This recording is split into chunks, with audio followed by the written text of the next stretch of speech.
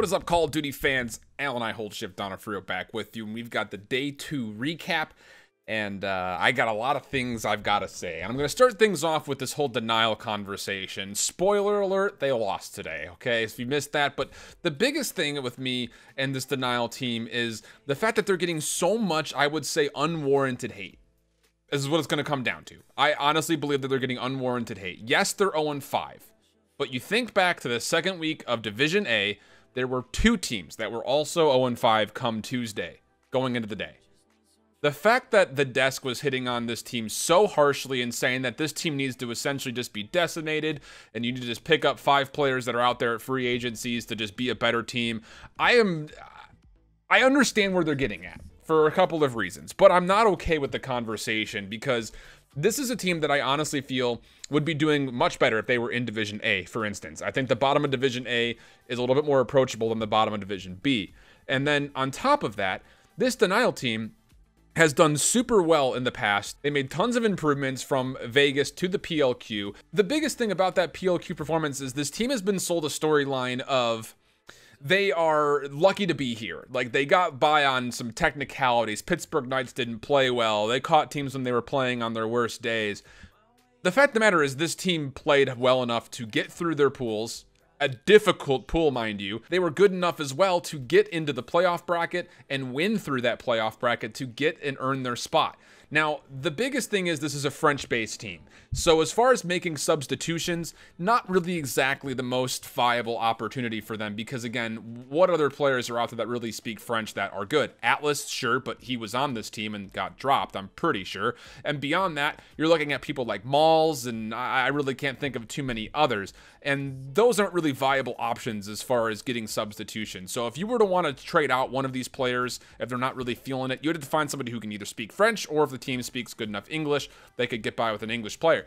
I obviously don't see that happening. I see this team sticking together as a full 5 through thick and thin. Right now, it's feeling a little bit more on the wishy-washy side, but the thing about it is this team is not the worst team in the league, I don't think.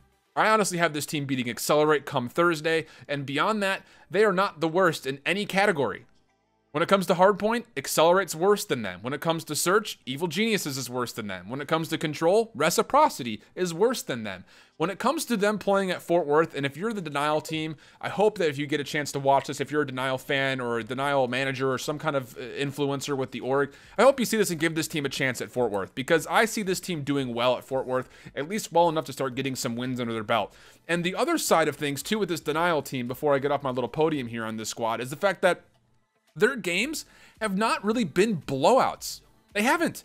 Maybe one map out of some of the sets that they go to 4 games have been, but generally speaking, some of these games that this team has played have been close. You look at Enigma 6, their first game, it was a 1-3, but the score of that game started off 236 to 250, 4-6 on the Search. They won the Control 3-2, and then they would lose the Frequency Hardpoint 113 to 250. Or maybe it was the other way around. I think it started 113 to 250, and then they finished off on Seaside 236 to 250. That game could have gone to Game 5, no problem.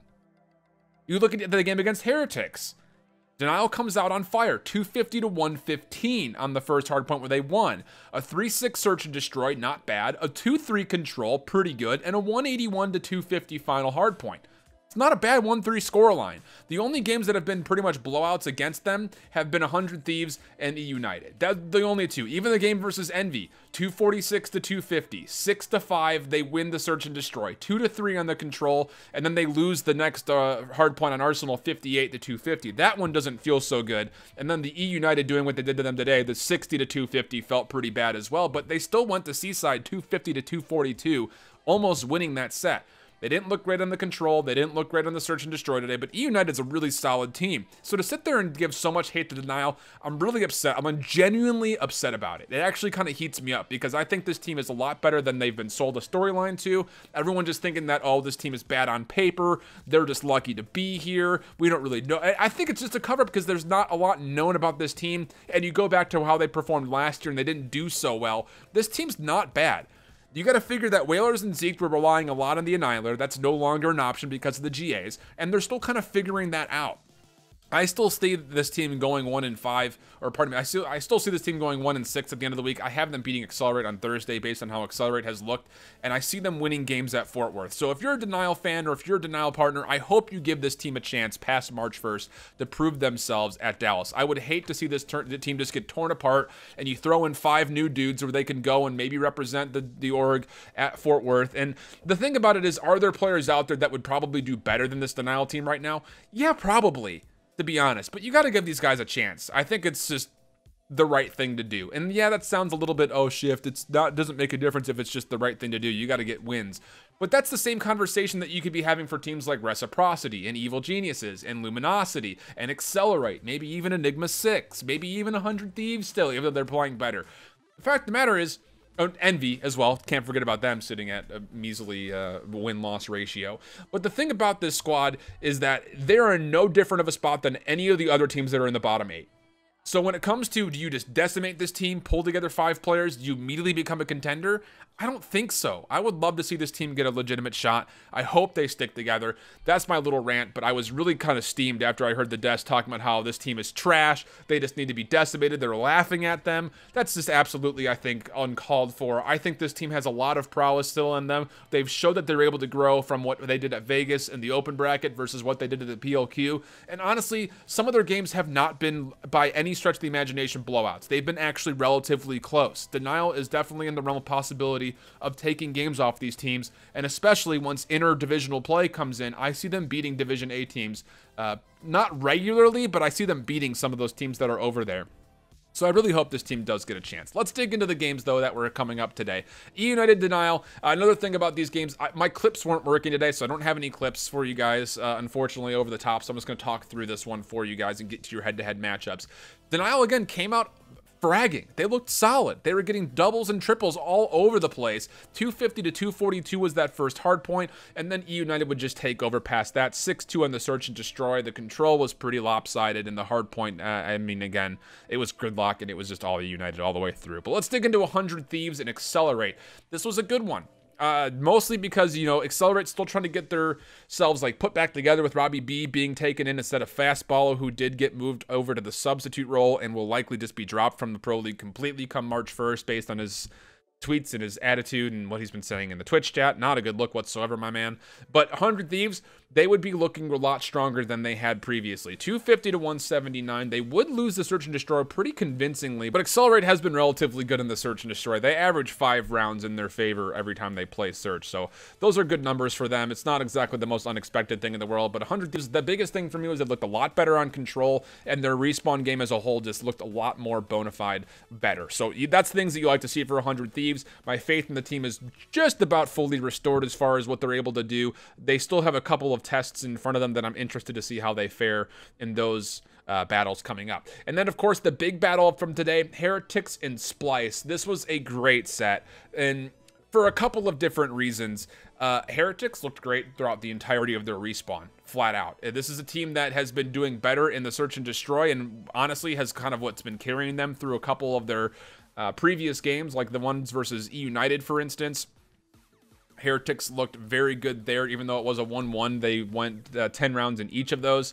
And then their control has also been kind of a staple of things that have been successful. They're 4-1 in control. That would continue again today with a 3-0. A convincing 3-0 against Splyce in the control. Journey is a madman, absolutely. Lucky in methods. I mean, the thing about it was, for me, it came down to which SOG line was going to show up today, and today it was Heretics that absolutely came to play. Jerd didn't have the greatest of performances for Splyce, but beyond that, it was just simply the fact that methods were dominating the SOG line. Journey was giving great support. Lucky is doing absolutely insane things, and Methods is also playing very, very well, as I mentioned. So this is a team that you have to be really, really excited to see. I honestly feel so good about this team. Sukri with the ICR, he was absolutely shredding the back line of Splyce. He looked absolutely great playing with that ICR all throughout the day. And then our final game was Team Envy and Enigma 6, and goodness gracious, what is going on with Envy? This game would go a full 5, and again, some things to kind of worry about here and there for Enigma 6, but generally, they looked like the better team flat out, although Team Envy would be able to take the second hard point with a gunship. Surprise, surprise. Yes, I said a gunship. Again, all of the AI score streaks have been GA'd, so you're not going to be getting any more drone squads, no more snipers nests, things of that nature, no strike teams. It's all user-based, so it's going to be just Hellstorms, Lightning Strikes, and then the occasional AC-130 for whoever wants to run them. When you see players running only 2 score streaks, it's because they're trying to lap faster on their Lightning Strike if they do end up getting those streaks going for them.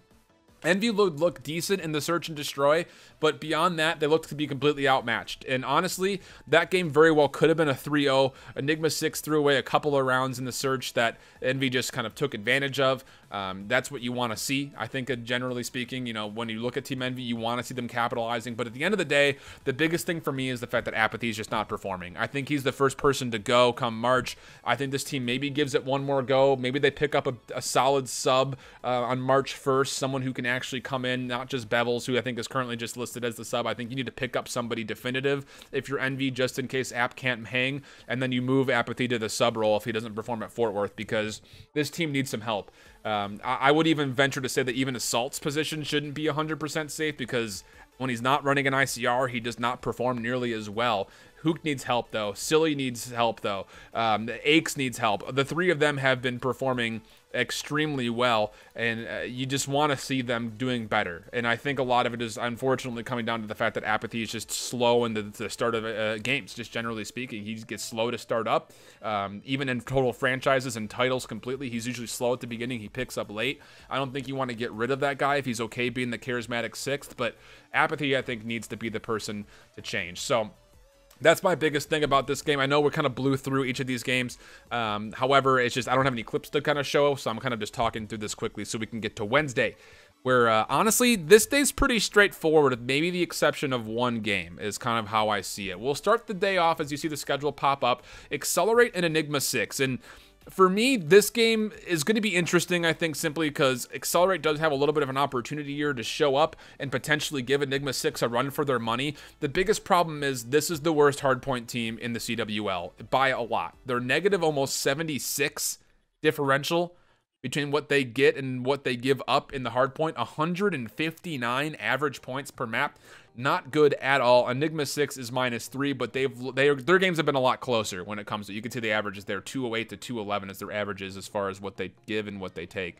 And then the biggest thing for me comes down to, can Enigma 6 handle Accelerate, Search, and Destroy? Accelerate has been very, very good on their offense specifically, and it's going to really test Enigma 6. But at the end of the day, I preach it a lot. It comes down to which SOG line is going to win the day and who's going to win control.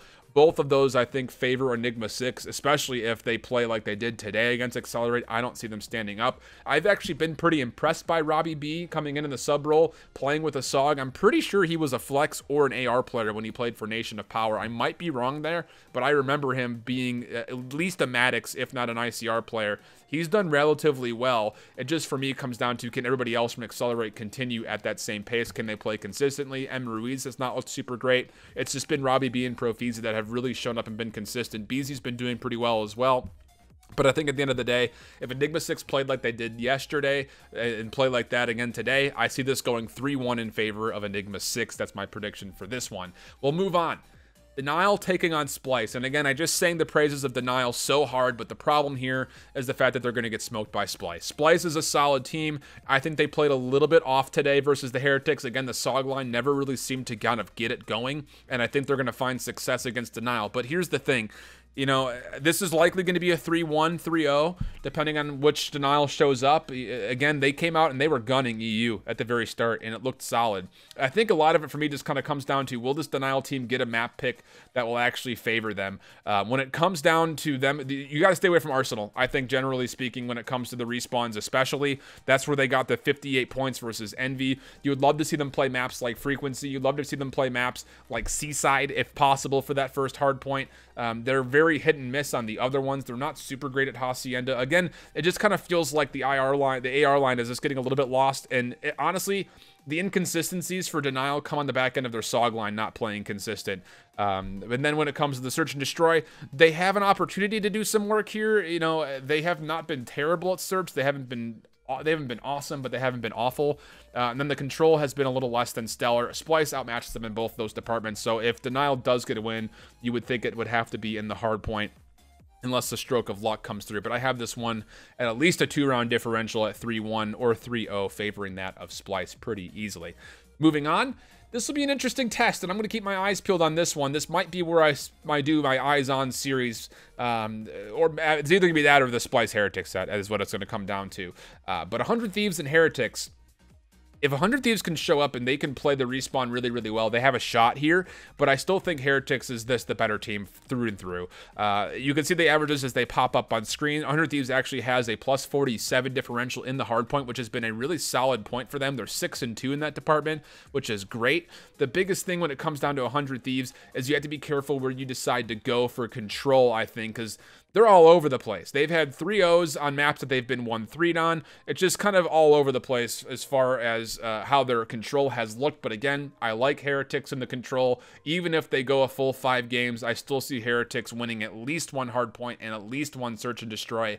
And I have them winning the control. The maps that 100 Thieves are good at, Arsenal and Frequency, are their best two when it comes to control. Arsenal is by far the worst for Heretics. They're 0-3 on their only game that they played, and that was against Enigma 6. But they've been good everywhere else. They've won everywhere else. That's the only map that they've lost was on Arsenal. So if you're 100 Thieves, I think you need to try to take them there if possible. I don't know who's got the map picks or vetoes. And if you're Heretics, you try to ban that one away. They looked great on Seaside Control today. I would be afraid if I were 100 Thieves to go to Seaside Control.